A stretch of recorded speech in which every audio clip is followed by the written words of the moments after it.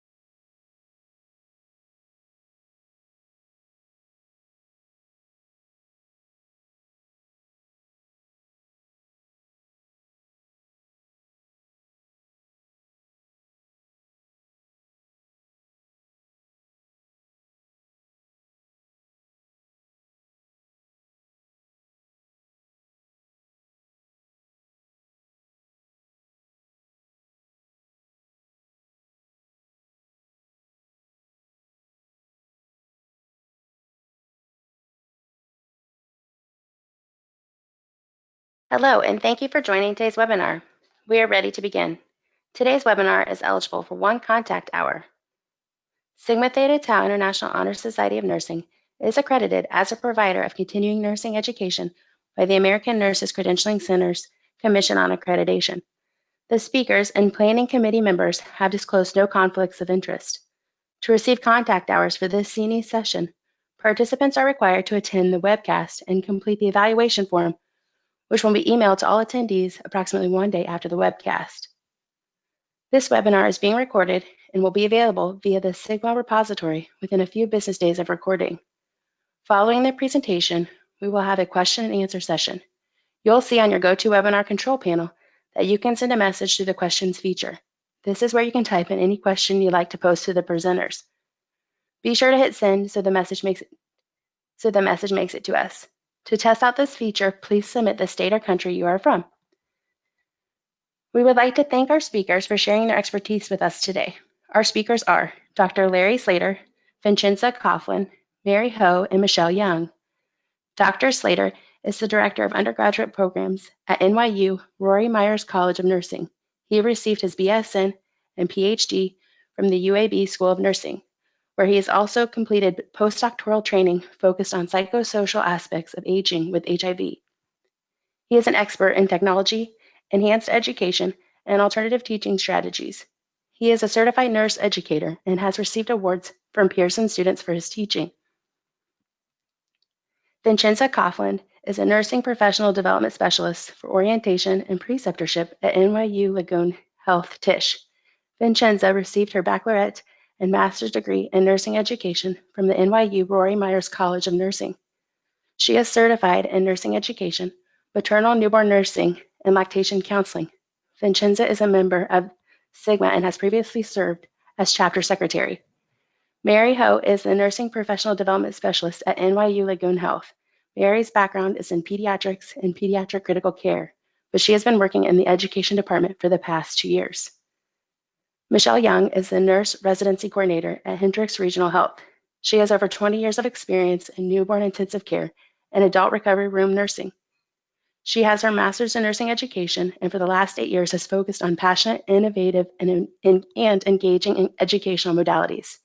She has created and implemented 2 nurse residency programs in the greater Indianapolis area.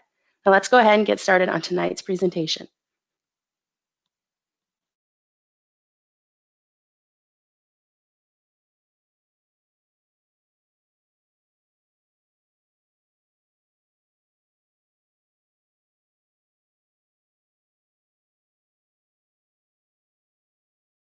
Hello, everyone, and thank you for joining us today. We're happy to have you this evening.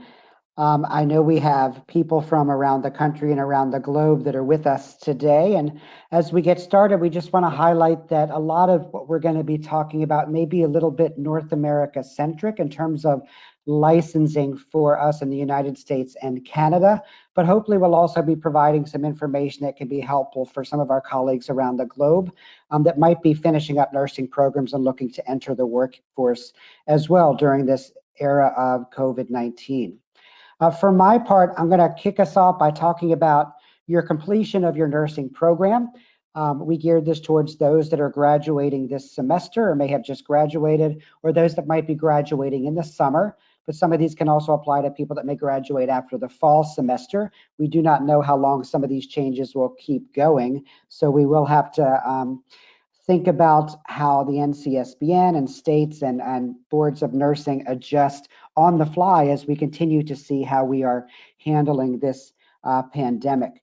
But keeping that in mind and thinking about those that are graduating now or might graduate in the summer, I'm going to look at three different things before we then pass it on to the next step, which is looking at you in terms of the job market, finding those first jobs and what to expect as you start a new job in this era of COVID-19 and what that's going to look like as you begin.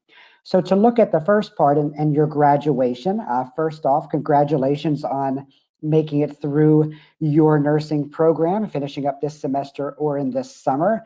You have come a long way. You've learned a lot. And let's just be honest, it's been a very interesting end to your nursing education for all of us having to go remote as we conclude our programs. In terms of your graduation, being ready for graduation and being able to sit for licensure, all of our states have worked really hard with our programs throughout the state to ensure that our graduates are meeting the appropriate competency requirements. So as such, in every state, all of your nursing programs have worked with your state boards of nursing to, in some instances, apply or provide documentation for alternative learning experiences to make sure that you are ready to graduate and can sit for that NCLEX. Do remember that all of us, no matter where we are in this virtual environment. So while myself, who's in New York, may have different expectations from our students in terms of how the end of their program looked to individuals in Indiana, where Michelle is, or people in California, or if we're looking at Quebec and for our NCLEX takers that take it in French, we all have different requirements, but we're all in the same boat. And I do think our licensing bodies do understand that we are all in the same boat, and we are in desperate need of you to graduate and to become the next generation of nurses that we so desperately need. So now that our states have approved our requirements for graduation, the next thing to think about is your transition into taking your NCLEX to get ready for licensure. I'm going to talk about licensure on the next slide. So in some instances, this may be a little backwards because there are some states that have given graduates the ability to look at temporary licensure and start working as a nurse without taking the NCLEX. And we'll talk about that when we get to licensure. But looking at the NCLEX, in and of itself, it was suspended for a few weeks. It did start back on March the 25th in certain areas throughout the country initially, and it has been expanding slowly since March 25th and when they did reopen. They do have to adhere to safety guidelines, so thinking about distancing and social distancing, being 6 feet apart, not having too many people in one location. They are looking at all the Pearson VUE and other testing sites at cleaning and how areas are cleaned. You also, by the way, are able to wear personal protective equipment. That is allowed and not something you need previous authorization to have, say, masks when you are taking NCLEX. So all that is available to you, but also in light of the current situation, trying to get people in and out of testing centers a little quicker was important. So the NCSBN did modify, and this current plan is through July 4th. That could change depending how the situation continues. But for the NCLEX, it is going to be a minimum of 60 questions. It used to be 75.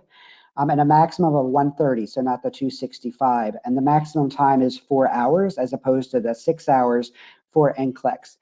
Takers used to also have the option to take the Next Gen NCLEX Special Research section, which they are not offering that at this point. One thing I would like to highlight is those that do get accommodations for testing, accommodations are still available. NCLEX can be taken up to a maximum of 2 4-hour sessions over a 2-day period for those that do have accommodations. So no worries there, you are able to get those accommodations. In terms of where you can take the NCLEX, it is kind of a mystery even to all of us. In talking to Pearson VUE or others, they really do keep it within the system so that when you are going online and putting your address and finding testing locations, it is the most up to date and in real time. So even I can't really look up and see in New York City unless I have one of my graduates going in while I'm sitting there with them to see which testing sites are open. Some states it might be easier to test in larger urban areas. You can imagine it might be easier to find a test than in some states and some rural areas. But just be patient. Know that you will be able to take your NCLEX, your licensing exam, and in some instances you may be able to delay the taking of your licensing exam while you might be working as a nurse. The one thing that me as an educator wants to caution you about is even if you do start working as a nurse and are very busy beginning that first job and have a say don't need to take the NCLEX maybe until December. For some states, it's like 30 to 60 days after either the emergency declaration is over or through the end of the year, depending on how they did their statute and how they did their exceptions. You want to make sure that you still continue your preparation for NCLEX, that you don't let that slide, because we want to make sure that you do pass it the first time you do take NCLEX when you are able to do so. So looking at licensure, the last thing I'll talk about in just some basic sense, and you do see you're gonna have available to you these PowerPoints. All of these links here from the NCSBN can provide you with information. So this one in particular, looking at individual state responses and licensure, has a breakdown of each state, just some of the basics, and also links to the individual state Board of Nursing websites. I do encourage all of you to go to your state, your province, whatever your licensing board or responsibility is in terms of your Nurse Practice Act, to look specifically at your guidelines. And I've looked through a lot of the states in preparing for this, and you see a wide array of options for different states. And some of them are easy to find right on their main web page, and some of them are very difficult to find. So you do want to be working with your faculty and with your deans and directors to make sure you're all set in your particular state. But what we're seeing now in terms of licensure are a lot of different things. We see people jumping right into jobs right after graduation without having taken the NCLEX, again, having that waiver to be able to start work on a temporary license and then take that NCLEX at a later date after this emergency situation is a little more under control. You're seeing a lot of other emergency waivers for people that may have licenses in other states. So if somebody's in an RN to BS program, you already are licensed, but you may be trying to go into another state. And so most states now have some type of agreement where they will let you start working with a reciprocal license without having to finish the entire process of getting a license in that state. I can tell you myself, being in New York City, this has been imperative for people that we have brought into New York to help with our emergency response in this time of COVID. So again, be in contact or review your State Board of Nursing requirements, anything that has come out from your state legislatures, because a lot of the state legislatures have passed specific emergency measures that are going to address these types of temporary licensing. And then it's also up to you and your comfort and where you feel and how ready you feel in terms of looking for that first job and getting started, whether it is with a temporary license or whether you're looking at waiting until you take the NCLEX and then starting the job search after that. There are going to be jobs. Jobs are shifting at present, as you can imagine, with, for example, the shutdown of elective and maybe same-day surgeries. Some of those may be opening back up soon, so there might be high needs in those types of areas. When you're looking at acute care facilities, in some areas they have been swamped, as you can imagine. In other areas, not so much, where we have not seen COVID-19 hit yet. to date, although these facilities are still making emergency management plans should that become the case. So with that and some of these basics, I'm going to go ahead and pass it on first to Vincenza and Mary. We're going to talk a little bit about getting you ready for that first job and the hiring process. And they're going to give you some perspective from a city kind of urban area that is in the midst of a COVID-19 pandemic. And then we're going to hear from Michelle after that, who is in a facility that is ramped up and geared up and ready to go should the crisis hit on a much larger level. So I will pass it off to Vincenza and Mary. Hi, everybody. This is Vincenza. So over the past few weeks, there have been several changes to the onboarding and orientation processes. As mentioned, Mary and I are nursing professional development specialists, and we coordinate, facilitate nursing orientation. So regarding the hiring process, we are still hiring, which is great. Everything is remote. So the HR department and other departments, as far as management, they're interviewing virtually. That includes WebEx, Skype, FaceTime. And, we look at this in the lens of past, present, and future. So this is our current status as far as what the future holds. There's potential that we can still virtually onboard, which is great. So another thing to consider is staff are hired for specific units, although the units that previously existed, such as a PACU, may not really exist as a PACU right now. There's been a lot of changes within the hospital, and Mary will touch more upon that. And so a PACU that was previously a PACU is now functioning as ICU. And it's something to consider when you are being hired, that there's fluidity in your clinical assignment. So you'll be, again, onboarded the same way, meaning you would start on your unit. However, the patient assignment would look a little different currently. And I'll pass it along to Mary to talk a little bit about the changes clinically. Thanks, Vincenza. We've had a really interesting past couple of months with orientation, and we've been able to showcase how flexible we are as nurses in light of all of these changes. So as Vincenza mentioned, some of the units that were, let's say, a PACU or an acute level care unit have now been changed to ICU level care. So you may have been hired for an acute care unit, and you might find that that unit is an ICU COVID unit when you arrive. And in the next couple of weeks, that same unit may transition back to the acute level care that it was previously. So right now, what we're seeing is that nurses are becoming very flexible in their new patient assignments and learning how to manage the current COVID population. We've also had a lot of nurses who previously worked in ORs or ambulatory centers who have now been trained to work in acute care or ICU level care inpatient beds.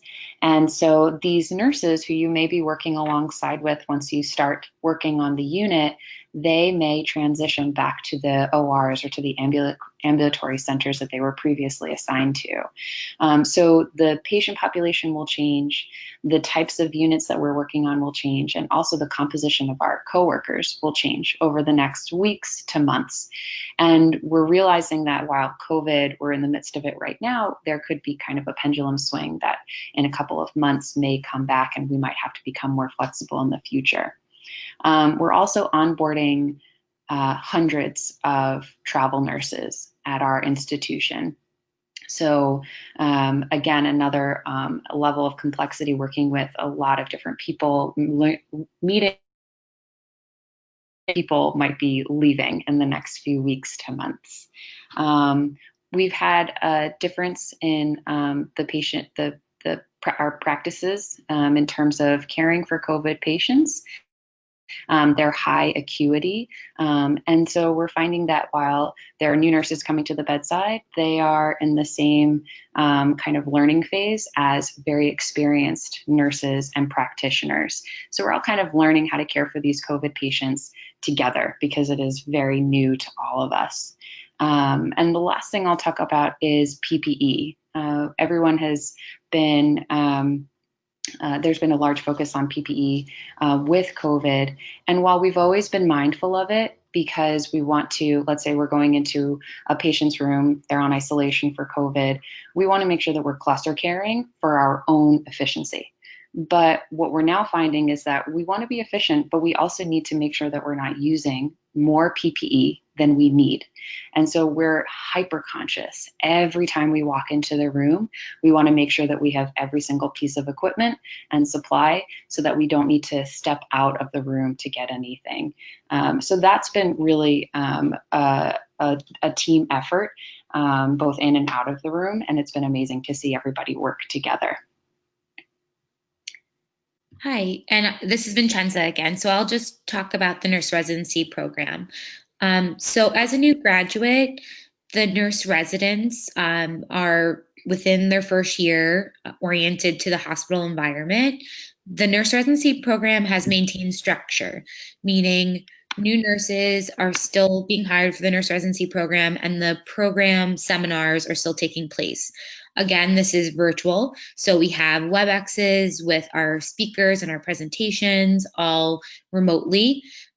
Again, we want to provide opportunities for remote outside staying home participation, which has been great because we're able to still provide the knowledge and the experience through the nurse residency program, just in a different element. And Mary touched upon it. This is extreme resiliency. You know, we're working together, making the best of situations. And not only are we side by side on the units, but we're out. We're working in New York City, so we're out with other people, really coming together, and it's really, really inspiring. So just wanted to give you insight that things are still moving along, just in a different realm. And I guess we could pass it to the next speaker.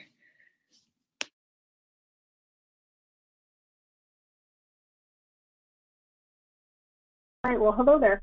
My name is Michelle Young, and I'm going to talk a little bit about the suburban and rural markets.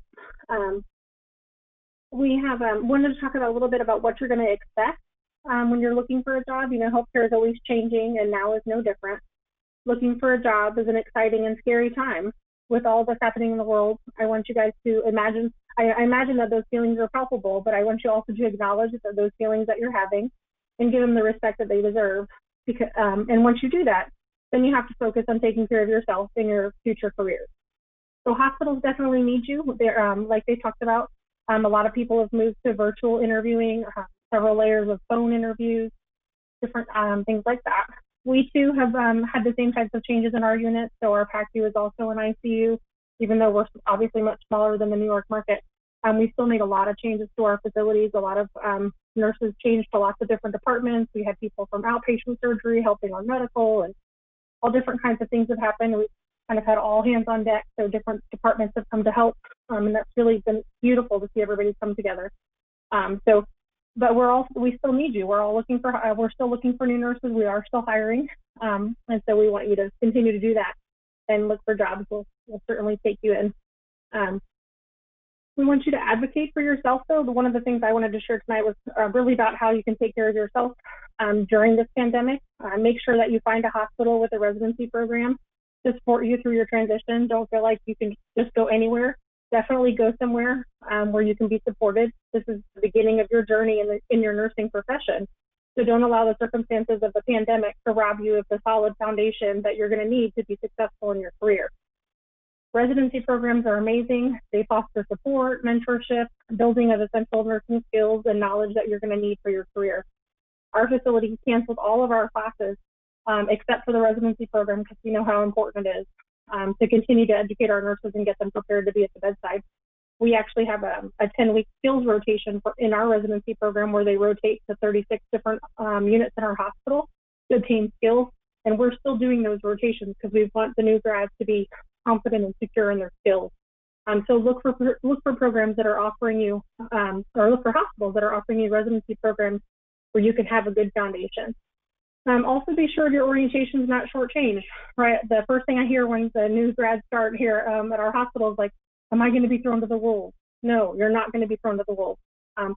don't let yourself be thrown to the wolves. That's really my answer, but it won't happen at our hospital. But make sure when you're going to places that you're going to have an orientation that's not shortchanged. Make sure you have a residency program. You have to protect yourself. This is the beginning of your career.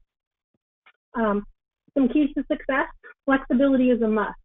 In all aspects of nursing, this skill is something that you're going to have to master, because we always have to be flexible in nursing. So be flexible with your interviewing, be flexible with the hours you want to work, be flexible, if they say, hey, we know we hired you for medical, but we need some help over here, be flexible. Let those things happen, and you'll build a lot of respect with your coworkers and your peers. Emotional support, I think, is really important. It's really important for you to find your people. Find a group of people or a person who can support you emotionally through all that you're going to experience in your first year of nursing. Any seasoned nurse will tell you that you have to take care of yourself before you can successfully take care of others. So do that. Find your people that will help build you up and give you somebody to vent to and talk to you about all of that's going on. The beginning of your nursing career is really scary by itself, and now we're in the middle of a pandemic and you're trying to start your new job. So you're going to have so many emotions and so many things to go through. Find your people that you can talk through those things with and be there for you. And then perseverance. This is your time to shine. Show seasoned nurses that you're ready for the challenge of supporting them and working with them through this crisis. Show everybody that you're ready and willing to learn and be there for your patients. And then remember to give people grace. You're going to encounter some grumpy people. They're hot, they're tired, they're emotionally drained. Everybody's going through so many things right now. Give them some grace. Don't be upset if they're kind of grumpy. Support them. But also give yourself some grace, because we're all in this together. And I can promise you, we've got this, but we're going to need to do it together. That's it for me.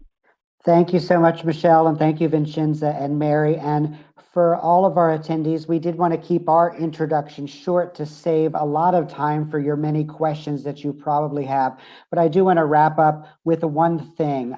As Michelle said, you do need to advocate for yourself and make sure you're getting the orientation you need, the nurse residency that you need.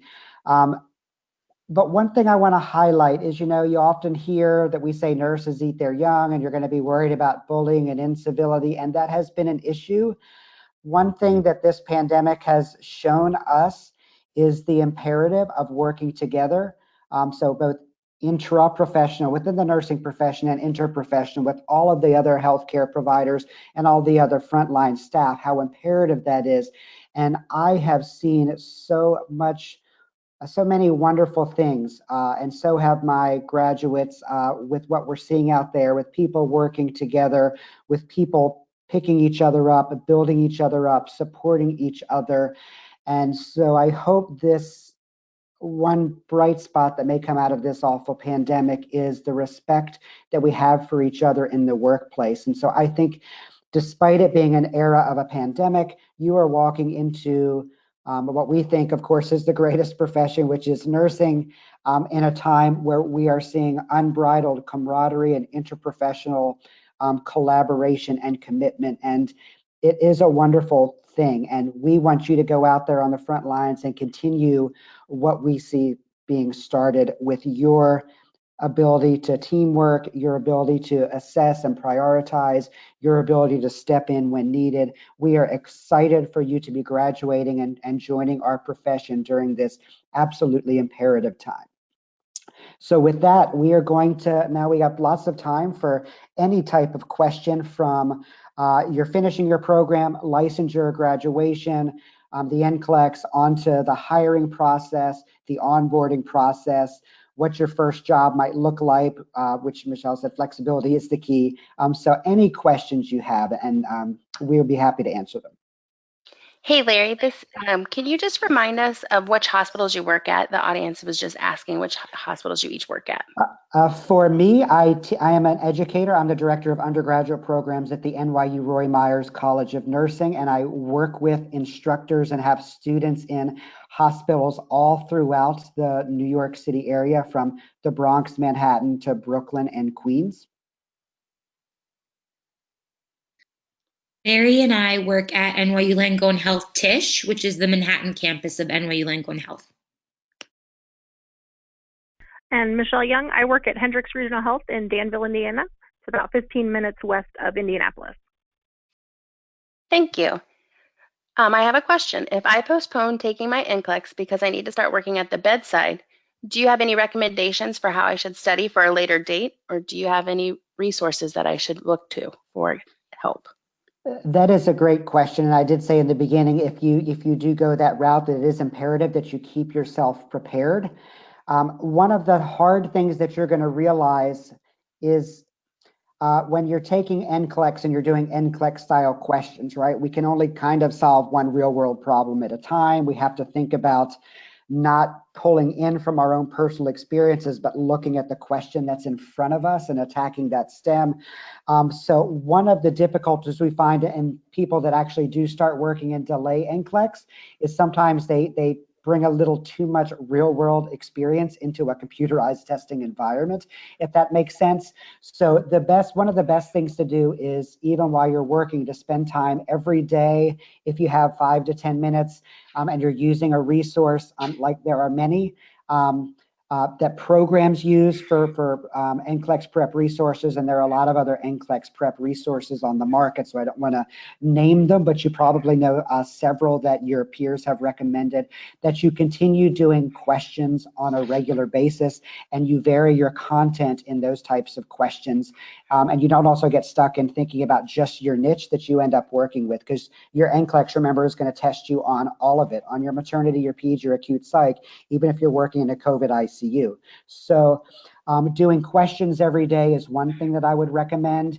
And also just reviewing some of your basic resources, like some NCLEX prep books or something that give you nice bullet point breakdowns of all the important topics for all of the different avenues of nursing that you're going to have to understand and know about. But typically, as I said, what we find that students struggle with most going back to NCLEX is they're being a little too real world in that computer adaptive environment, and you have to keep that test taking skill up to pass NCLEX, if that makes sense.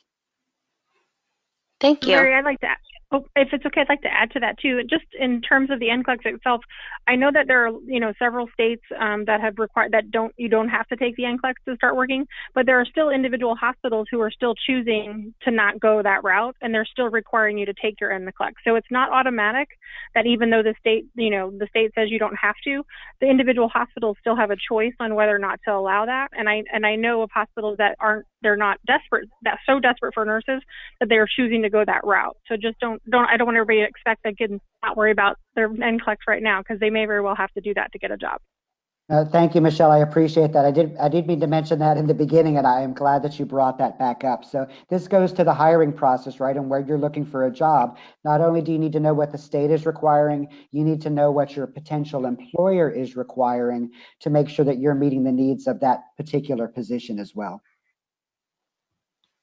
Thank you. How do I find a hospital that believes in the things you guys are discussing? Your True Health is hiring. You just look for it. You have to look. You ask them the questions when you have those interviews. You can just ask them. Ask them if they have residency programs. Ask them about their orientation program, and ask them if those things have changed during this time. Ask them what the expectations are of your orientation and what kind of support they're going to provide for you in your new journey.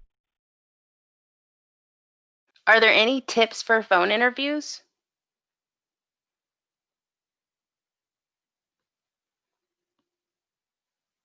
I can go first. I'm not sure if somebody else wanted to jump in too, but one of the things we find in this remote world, that I'm remote teaching all the time now, and as you heard Vincenza and Michelle and Mary say, they're doing a lot of their training remotely and in virtual sessions. Background noise is critical. You need to really try to plan these interviews, and you want them to be professional as possible. I was speaking to somebody who was responsible for hiring that I know didn't hire somebody because they could tell they were washing the dishes. And so they're like, well, do they think this is that important that they can just be randomly washing the dishes while they're casually talking to me on the phone about a job, right? So you do need to treat it like an interview. And that is just the telephone part. So if we want to go dig a little further, and the others may have some tips as well, but if you're doing a Zoom interview or something that has video capability, you not only want to make sure you yourself are dressed appropriately, not in your pajamas. Make sure that you are dressed just like you would be there in person, but that the background around you is appropriate as well. You can imagine what some people might not realize is behind them on a screen.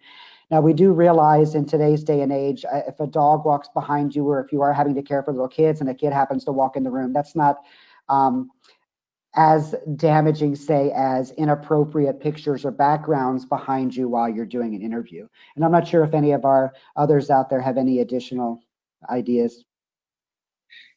Hi, this is Vincenza. So, as I mentioned, our HR department is functioning as usual. They're just remote. So, as Larry mentioned, really having that dedicated time, if you have a set time for an interview, that you would still be there on time, come prepared just as you would in person.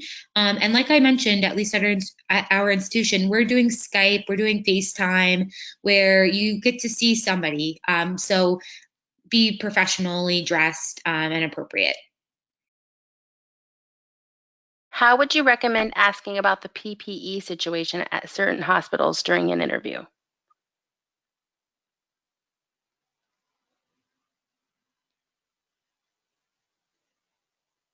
I would just ask them. You want to ask them, you want to protect yourself and ask them how PPE is, how do you think your allocation of PPE is?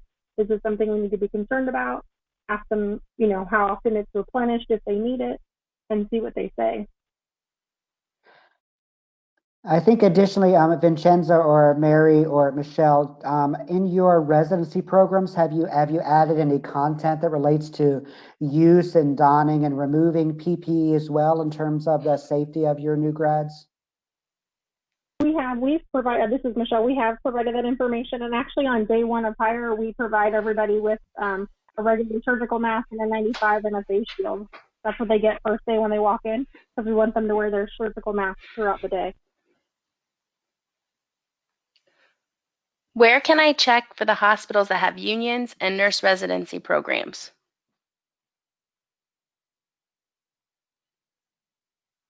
One of the best ways is to check with the hospital itself. There are many different nursing unions, and it's going to be very dependent by state. But I do find when you're looking at that, as well as residency programs, because there are many facilities that may say they have a residency program and talk a good game, but maybe their residency program isn't exactly what a new graduate nurse might need to prepare them. So if you are graduating and looking for a job in the same area, I find that your fellow alumni, your graduates that are now out there working, especially the ones that you might have known that graduated a year before, are going to be some of the best people to talk to. Hopefully your organization also does your program also does some like alumni panels where people can ask questions, but your graduates especially are going to be good resources, because they'll be the ones that are honest with you and say, yes, this facility said we were going to have a residency program that lasted a year, and after about 6 months it kind of petered out, but it was all okay, I felt prepared. Or they might say, yeah, this residency program was awesome. The 12 months I was in it, I learned so much. This is the project I did, and it really is having an impact on patient care. So check them out. It's a little harder if you are, I have a lot of graduates, say from NYU, that are from California or from Washington, just as an example. So they didn't finish school in the area, so they don't have as many alumni to draw from to understand those experiences. In that instance, it is going to be, as Michelle said in the beginning, or with one of the questions, you need to interview them just as much as they're interviewing you when you're looking at those jobs. And these are the types of questions in the list that you want to have prepared to ask them about their residency program, about union, and who the union, who handles the nursing union at that facility if they have one, who you can speak to about that. So you want to have those list of questions ready for you. Also, Larry, you can also look on their websites. I know that our facility has a section on our public website just for residency programs, so it tells them about that. There's also national programs that hospitals can be a part of for residency programs, and they have a listing of, I know that the program that we're involved in has over 500 hospitals nationwide, and it's listed on their site to let them know what hospitals have that residency program. So there's other avenues to be able to find that information also on the internet. Once you get the go to take the NCLEX, is it true you need to schedule it within 30 days? There is a time limit for taking NCLEX, but at present that has been suspended because they know that not all testing centers are open. They can't offer as many tests because of social distancing and some of the measures they have to have in place. Part of the reasons why they cut down on the time of the test too is to try to get more people into test as best they can. So the current expiration dates have kind of been waived. So there were people that did have tests scheduled when they closed all testing in mid-March. They still have that authorization to test those. So that is an unknown.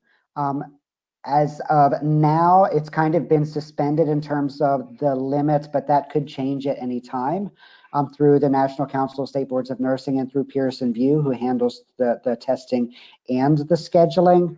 So I would encourage you just to be at the ready. I would also encourage you, if you are looking to talk to somebody at Pearson VUE about some of these questions you may have specifically in terms of getting ready to take NCLEX, set yourself a large block of time because you are going to be on hold for a long time trying to get to a person because they are pretty busy at this time. So I would recommend that you set yourself a good hour to 2 hour block of time if you actually want to call them to ask specific questions. How soon is too soon to take the NCLEX? If you think you are ready, no time is too soon. And some other people may want to chime in here too, but if you feel like you're ready, you've been doing practice tests or you've been using whatever materials out there like an ATI, a Kaplan, a HESI, and it's given you the green light to go and you get a test date, I would say go. Because we do know that the longer people wait, which is also what concerns me about people potentially pushing off NCLEX until they have been working for a while based on some of these state protocols, is that we know that people that wait longer do not perform as well. First time pass rate goes down significantly once you get past 3 months and then 6 months after graduation. So if you think you're ready, no time is too soon, in my opinion. I absolutely agree. This is Michelle. I agree completely. We've noticed the same thing where schools have encouraged people to wait longer and they're not passing as well. So as soon as you think you're ready, absolutely. I agree. Is New York doing temporary licenses for new grads? New York, I'll speak and then I'm going to ask Vincenza and Mary if they know a little bit about the hiring. But we do have in our Nurse Practice Act a provision for temporary licensure within the New York City area, and that spans a little past the actual city, going into Long Island and even some into Jersey or north. You would not be hired without the license first. So even though that provision is in the Nurse Practice Act, you would not be hired without that license. I wish I had an answer. I don't know if Vincenza or Mary do about the reality here if they are taking people. I have read some stories in some of our hospitals in Brooklyn and other places of some new grads that have started right away on a temporary license, but I do not know how commonplace that is. And that's going to be very facility based. As Michelle said, you want to know what your facility is doing. But Vincenza or Mary, do you have any thoughts on that? As far as I know, the staff have to have a license. I'm not obviously, but I'm not sure as far as temporary license. The HR department is filtering through that. What can you say about the modified NCLEX that will be implemented soon? Will it affect the competency of a newly graduate nurse since exam items were minimized? So it's already in effect now, and it's going to be in effect until July 4th at present. They've actually done a lot of study. You can go onto their website and look. So from 2019. They went back and looked at some data in 2019. They went back and looked at actual individual tests and took out numbers of questions and found there wasn't that much difference, if any difference at all, in measuring competency. So the minimum's gone down to 60 questions, but in actuality, the minimum kind of has always been 60 questions because there were 15 new NCLEX questions that were actually being tested.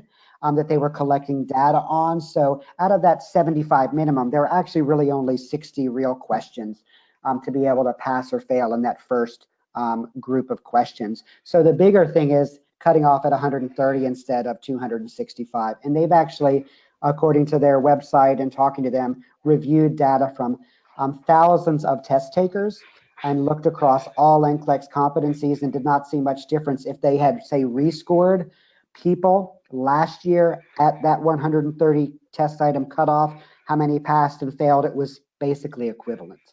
So the next interesting question is, might this change how NCLEX is done going forward? Since they're saying now that's all we need, why do we need to ever go back to 265 questions? We might be asking that in the future, but as of now, that's where we are. Do you have any advice for new grads going through a temporary nursing job on the front lines as their first job?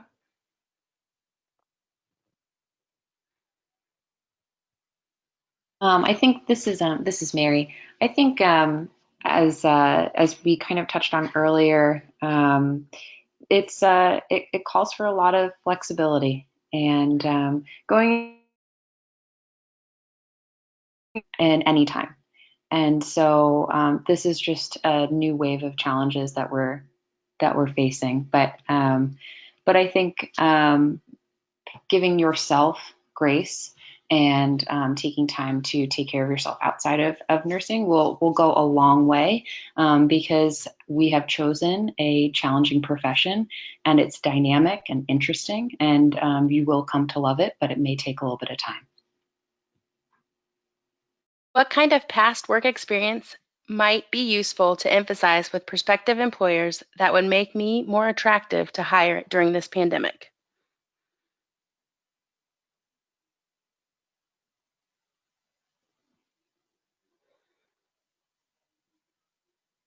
Michelle or Vincenza or Mary, any thoughts on that? And then I can add my 2 cents in. Sure. So, I think I can just speak for our institution. We're looking for still that caliber of nursing, that you're enthusiastic. So I think coming on board, just being passionate about working at an institution that you expect that there's changes, that you are, as Mary said, that you're flexible and adaptable, that you want to grow where everybody's growing. And I think that the same things that would stand, pre-pandemic, that things that you're proud of professionally, we're looking for that too, because right now we need strong people. Again, the clinical care is high caliber, and things are really evolving. So we're looking for that adaptability. I would add to that too, a very wise woman once told me that she hired for culture, not for skill. So what kind of a person are you is what really matters to us. So sharing any kind of past experience where it shows what kind of a person you are, how flexible you are, how accommodating you can be, how you're a go-getter, how you accept challenges, anything within your previous experience that shows that that's what you want to do, because we want you to fit into our culture and we can teach you the skill, but I can't teach you to be a nice person. Thanks, Michelle and Vincenza. I think that's excellent advice. And one thing for you all to remember is you are in the same boat as everybody else. And I know I said this earlier, but you're the one that's missed, say, your last 6 to 8 weeks of your clinical experiences or your capstone, your hands-on care. And everybody that is hiring knows that, knows what environment we're in, knows the healthcare system. So they truly understand that you haven't had a chance over, say, the last month or two before you get that job to do any hands-on psychomotor skills. And as Michelle said, they can teach you that. They can help you practice that. It is the flexibility and adaptability that Vincenza said. It is the culture, fitting in with the culture that Michelle said, that's going to be imperative. So anything that you can highlight that demonstrates your ability to accomplish any of those things is going to be essential. Is there a place where we can find where new graduates are being hired? Despite the nursing shortage, the majority of open RN positions I've come across are requiring at least 1 year of acute care experience. From a general standpoint, and then we can see if Michelle or Vincenza or Mary have any specifics, but when this is all said and done, by the time COVID-19 winds down, I think we're going to see a vast change in our healthcare landscape. We have been educating nurses, and our model has long been kind of an acute care focus. The push has been that everybody needs to work as a nurse for a year or two in a hospital to see what it's like and understand how things are going forward. And I think that's kind of shortchanged a lot of our other areas in which nurses can play a huge, tremendous role, looking at community and public health, looking at issues that are going on in long-term care and in our long-term care facilities with this COVID pandemic and how they are totally unprepared to handle and manage it, and not their fault, but the system's fault. And so while you still may see some areas or some avenues that are looking for specific requirements, one of my things I always tell my graduates is, you know what you want to do, you should go out and do it. You know, if you want to be a psychiatric mental health nurse and somebody's telling you you should go work just in a hospital for 2 years before you specialize yourself, I'm one that says, no, you want to be a psych mental health nurse, you go do that. And I'm just using that as one example. So it's really hard for our new graduates, I understand, because you're hearing all different things from all different kinds of people. You need to follow your heart, because if you're following your heart, you're going to find the position where you are a good fit. As Michelle said, that right culture where you're going to like your job, they are going to like you, and things are going to work out better. That's not to say if you're looking long range and say you want to be a CRNA, you know, you do have a specific path you might need to take to do that. For example, trying to find that ICU or emergency room job to put you in that direction. You need to think about your long range planning as well in doing that, but please don't throw out your passions in terms of trying to look at what you're going to find. Are there going to be people that may have to accept a job that isn't 100% what they originally thought they wanted? That may be. I did that, and guess what? I ended up loving the neurosurgical intensive care unit that I worked in. It was my passion, and I loved every second of it, but it was not my original first choice. So that gets to the flexibility we talked about as well. And so that's kind of a broad pie in the sky answer to that. I don't know if any of our other panelists have some more granular answers to that question. Ms. Michelle, all I would add to that is if you're looking for new grad positions, again, if you search for residency programs, they're accepting new grads because that's what goes into the residency program. So if you are having trouble finding jobs someplace that, just regular RN positions, search residency programs specifically for nurses, and you'll find the jobs for the new grads. I heard a lot of January graduates are still in the process of getting a job, and that those applicants will be looked at before our class applicants get looked at. When should we expect to hear back or receive follow-up if we graduate this May?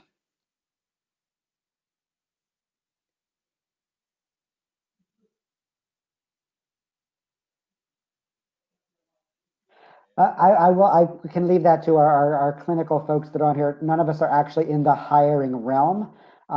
But yes, there are still December, January grads that may be looking for jobs at present. But we have this every year when our May graduates come around as well, that there is an overlap in the job search process. So there may be a slight delay in some, say, of our January or December grads taking NCLEX, as we've talked about. But this is actual normal overlap that we often see once our May grads begin looking for jobs. And so in terms of hearing, it is also person independent. So that resume and how you do in those initial screening interviews might not matter whether you were a January or December grad if you are successful in those avenues. So then it's going to be, personal presentation as well that's going to trump when you actually graduated. And just to add to that, this is Vincenza. It may depend really at what institution, how often they onboard. At our institution, we have orientation monthly, but other institutions, they may do it every other month or every couple of months. We look at the pool pretty much generally. And if there's something that highlights you, no matter, if you graduated January or February, whatever it is, we look at the things that make you stand out. And when you are hired, the dates that you could start will be offered. So there's an opportunity that even though you are ready to go in March, if we need you sooner, you're able to start sooner, that there's the potential there because we offer orientation monthly. I would add to that as well. This is Michelle too, that it just depends on the market as well. Like different areas, different parts across the country are doing different things. So we hire every 2 weeks when we're hiring people. So, it just depends, just like Vincenza said, on the market that you have. But I would also encourage you to use your networking skills. If you know people who work in facilities that you're interested in, ask them to, speak on your behalf, or put them on your resume. And then, to know that people, and I know in the residency program, we expect to have a group of people coming out in January and in May. And so we already have people signed up who graduate in May, who we've already hired for June. A June residency start. So most of the facilities who have residency programs have that plan already in place, and we expect to have, we're hiring both from the January group and the May group. And that's a great point, Michelle, that you need to think about the market where you are, and there are a lot of factors in play. So while some facilities may be swamped and in desperate need, there are other areas of nursing where we see, and healthcare, where we see providers being laid off because during a shutdown, some of these things have been shut down. So markets are very interesting right now and volatile. So it is important to try to do some research on your own to really understand what the job market is, where you are, and what your opportunities might be in the next few months. Do you know if hospitals are extending orientation times for staff who are hired to a unit and now secondary to COVID are not seeing the patient populations they would originally see? Will they extend our orientation so we can learn about the population we had planned on seeing? Example, if we are in the PACU and we have ICU patients, but then once COVID is finished, will we be trained on only PACU patients? So the short answer is yes, you will receive an orientation for the change in the clinical patient population. But as Mary mentioned, we've onboarded a lot of travel nurses. So even the staff that we're working with currently, that is going to change in the coming weeks. So your current orientation may look like 8 weeks long, and after 8 weeks, hopefully we'll be over COVID, and the patient population may look a little different. So you will continue to be oriented in that sense. It may just not be as formally set. So you'll still be working with somebody, but it just may not be like, okay, you have 3 weeks now. It may be, okay, you have a week here, a week there. Due to the closing of testing sites, do you think it will be difficult to find a time to take the NCLEX after graduating, and should we expect to have a longer wait? The expectation, that's a good question. I would say, depending on where you are, absolutely yes. Again, but these where you can take the NCLEX is constantly changing, which is why we can't even get an answer from Pearson as to where that is. So it really depends on sites and availability, and when you get that authorization to test. So some may not have to wait very long at all. It might seem a little more normal, whereas others, especially I would say maybe in some more rural states that don't have as many larger cities or areas of high density where they might have additional testing centers, might struggle or have to wait a little longer to find a time that they can test. It really is hard to directly answer that question, and it probably depends on where you are. I am a new graduate with a passion in critical care. Would you recommend still applying for med-surg positions? Do you think they are holding off on hiring new grads in more critical settings? That's an excellent question. This is Mary. We're actually finding that we're having higher acuity patients and in need who can take care of those patients. So the fact that you have a passion for ICU is wonderful during this time, and you should pursue it. Should the first position that comes up that's available to you be a med-surg position, I think go for it with the hopes of moving yourself up to an ICU level soon. But we are seeing that we need more nurses working in the ICUs, and we are hiring new grads directly to the ICUs. I'd like, if I could add to that, this is Michelle. I agree with that. I mean, if you have a passion for ICU, that's where you want to go. But I do still encourage people, from my experience with we've hired a lot of people going straight into critical care areas, either the ED or the ICU, and they're being successful. But we're finding that they're more emotionally drained from it, because when you start on a med-surg unit, once you get comfortable, we find that they're getting more comfortable by 6 to 8 months. And they're feeling like they can get themselves into a groove. But then the ICU and ED nurses kind of feel like they're still constantly learning for a very long time of high-level critical care, for well over a year, and they're more emotionally drained. So you have to be able to have a lot of good support and caring for yourself and having someone to help support you if you go directly there, because you'll need it. What if I want to work in a nursing home? What should I be looking for? How does that look different than looking for a job in a hospital? That is a great question. And as I said earlier, long-term care is an area of great need. And so they are in great need of outstanding nurses with great independence, I would say, great leadership skills, great organizational skills.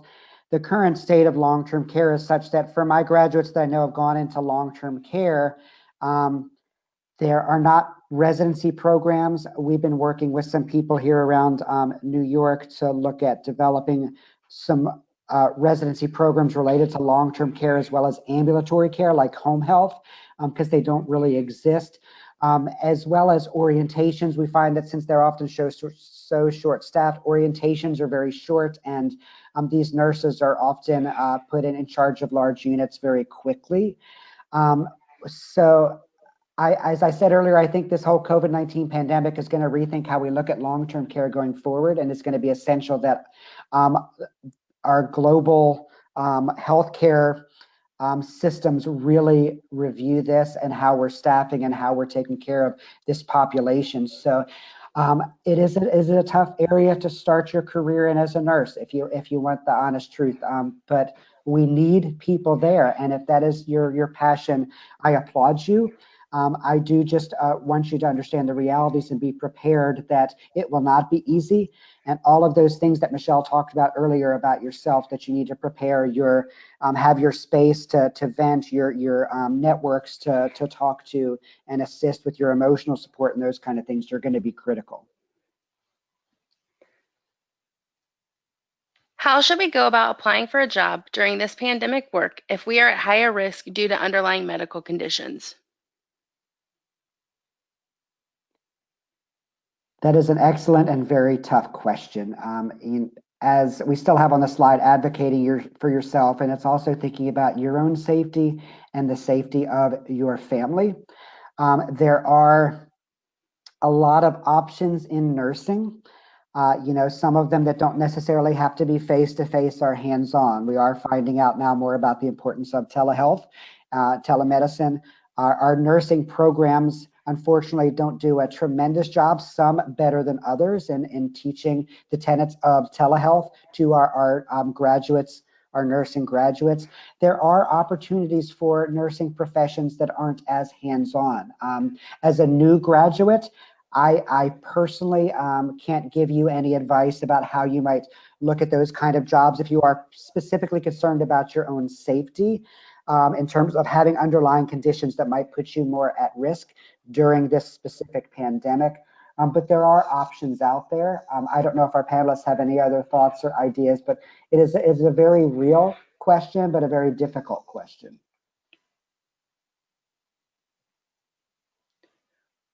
When is the right time to apply to my State Board of Nursing for the ATT? If you are graduating this semester, you should have already been able to apply. If you're graduating in the summer, that I know for us, it's the very beginning of the semester that you're graduating. Each program may be slightly different, but you should be able to apply to the state. they don't then give you the authorization to test until your school, your grades post, your transcript is finalized, and that gets sent to the state where you're going to be testing, and that's when they approve and you get the authorization to test. But if you're about to graduate, you should have already applied, or you can apply now. So I would talk to your school as well, to your registrar, who usually handles that process, to see about going ahead and doing that application. In several nursing programs, they have implemented design thinking in a variety of courses. Is this something that I should put on my resume?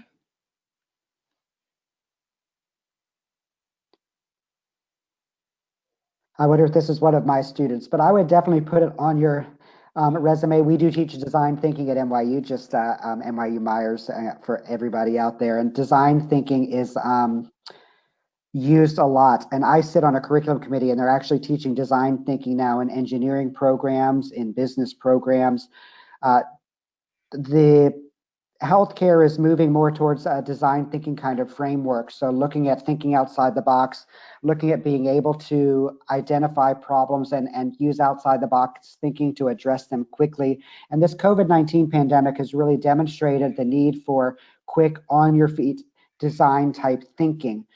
We're not in that phase now, but if you recall, we were in a huge worry about ventilators and crisis about ventilators, and there still are some areas that are having ventilator issues and shortages, but there were so many things that were tested and tried, and looking at converting other equipment and things that might or might not work, and that's the kind of thinking, honestly, that we need all the time in healthcare and in nursing. So I would definitely incorporate that on your resume.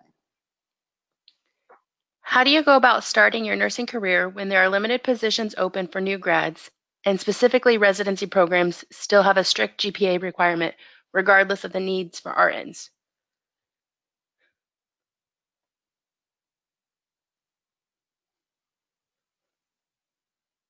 Michelle or Vincenza or Mary, did you want to kick this one off?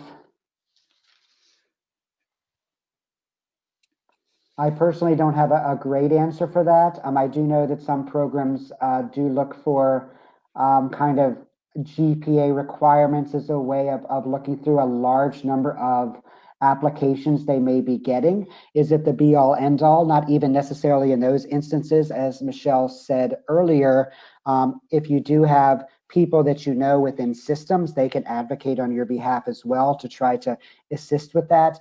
But there are some places that may still have a GPA requirement. There are a lot that do not, right? So it is making sure you're putting yourself out there for positions that you think you're a good fit for, and not necessarily ruling anything out because of some requirement such as a GPA.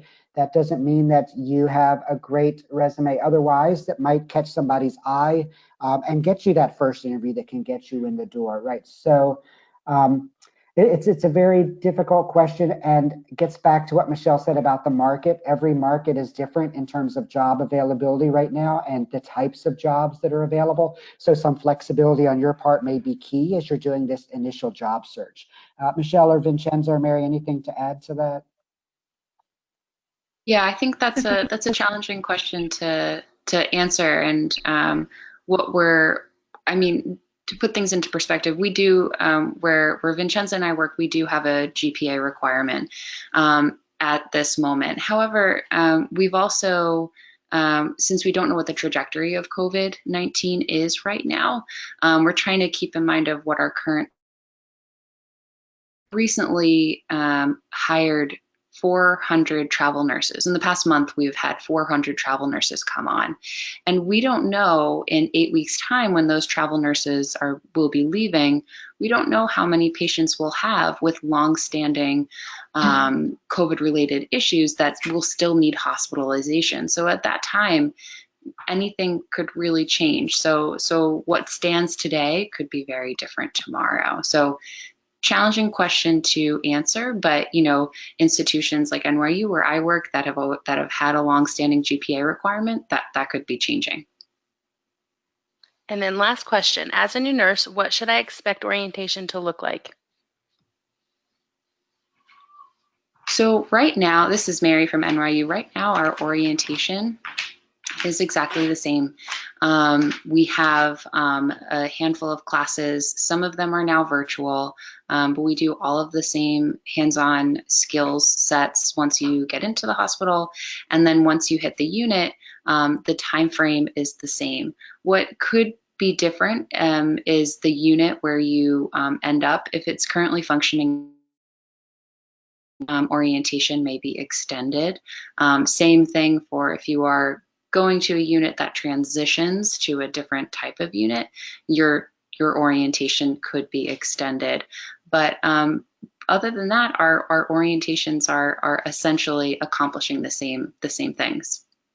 And just to add, this is Vincenza. When you come in, you'll be wearing a mask, so that'll look a little different. We disinfect when you're here with us, because you still need to complete competency and skills. So that has to be done in person. That is unchanged. When there's opportunity for something remote, we like our EPIC training, our computer training, that is virtual too. So it's not just in the nursing department. There's other departments where we've done things virtually. All right. Thank you so much to our presenters today for all this great information. Sigma is grateful that you took the time to share with this audience and look forward to hearing more from you in the future. Just a reminder to our attendees, please submit the state or country in which you live in the questions feature. And thank you to our attendees for joining us. Have a wonderful evening.